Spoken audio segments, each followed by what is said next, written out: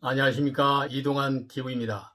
오늘은 너가 죽어야 내가 산다는 이야기를 하고자 합니다. 구독 꼭 눌러주시기 바랍니다. 헝거게임 영화 시리즈의 1탄을 봤습니다. 물론 소설을 근거로 한 영화이지만 인간이 살고 있는 문명사회에 벌어지고 있는 생존 현장을 보는 것 같았습니다. 영화 헝거게임 파넴의 불꽃은 2012년에 개봉한 미국의 SF 액션 영화입니다. 수전 콜린스의 소설 헝거게임을 영화화한 작품입니다. 감독은 게리 로즈이머, 제니퍼 로런스가 주인공 캣니스 에버딘 역을 맡고 조시 허츠선이 남주인공 피터 멜라크 역을 맡은 영화입니다. 영화의 줄거리는 독재 국가인 파넴이 캐피탈의 수도를 중심으로 12개 구역을 지배합니다. 과거의 반란에 대한 징벌과 통치의 수단으로 매년 12개 구역의 12에서 18세의 남녀를 뽑습니다. 그들을 거대한 경기장에 몰아넣고 마지막 생존자 한 명이 남을 때까지 서로 죽이고 죽게 하는 서바이벌 게임을 하게 합니다. 가장 가난한 12구역의 캣니스가 동생 프린과 함께 헝거게임 출전자 선출식에 참여하게 됩니다. 그 자리에서 어린 동생 프림이 출전자로 뽑히자 캣니스는 동생을 보호하기 위해 자원에서 남자 출전자 피터와 함께 출전합니다. 가족과 친구 게일과 작별하고 부족 용도의 브로치를 받습니다.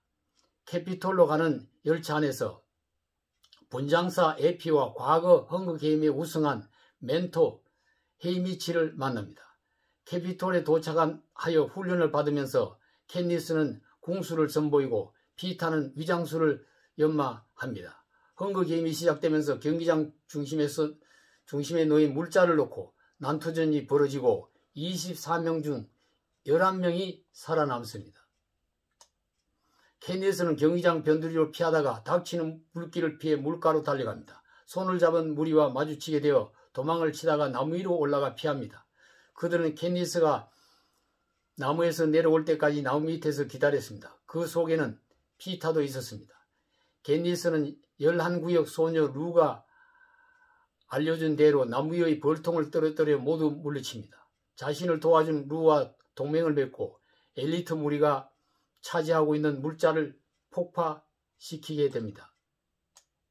작전을 성공하고 돌아와 보니 루가 함정에 빠져 있어 겨우 루를 구했으나 공격을 받아 사망하고 맙니다.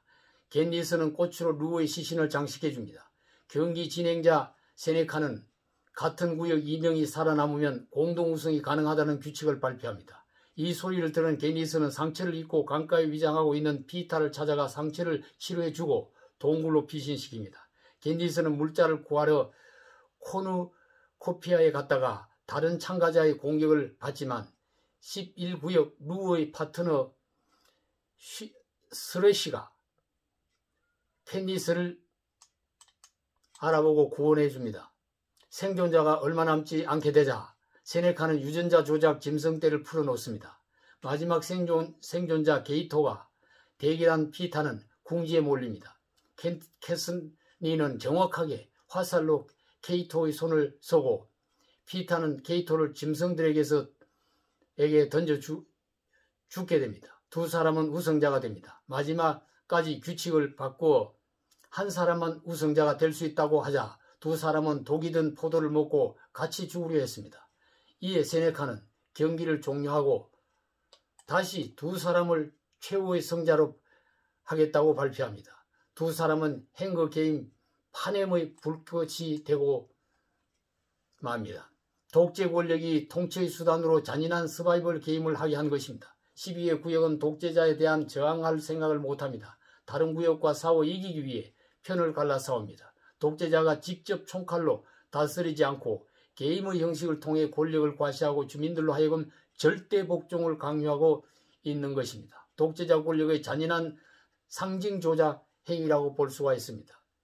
공산주의 독재를 하면서 민주주의를 가장한 것입니다. 민주주의를 한다면서 온갖 독재를 포장한 것입니다. 스포츠와 예술을 권력의 도구로 악용하는 것입니다. 상생은 구애에 불과하고 너가 죽어야 내가 살 수 있다는 헝거게임에 지난 역사와 지금의 현실에 그와 같은 헝거게임이 벌어지고 있다고 봐야 할 것입니다. 그래서 이 영화가 흥행에 대성공을 거두게 된 이유도 우리의 현실이 헝거게임과 다를 바가 없는 너가 죽어야 내가 산다는 그런 격렬한 투쟁을 벌이고 생존 경쟁을 하고 있는 현실이기 때문에 이 영화에 대한 공감도가 높아진다고 볼 수가 있을 것입니다. 우리를 돌아보게 하고 우리의 현실을 돌아보게 하는 감동적인 영화였습니다. 감사합니다.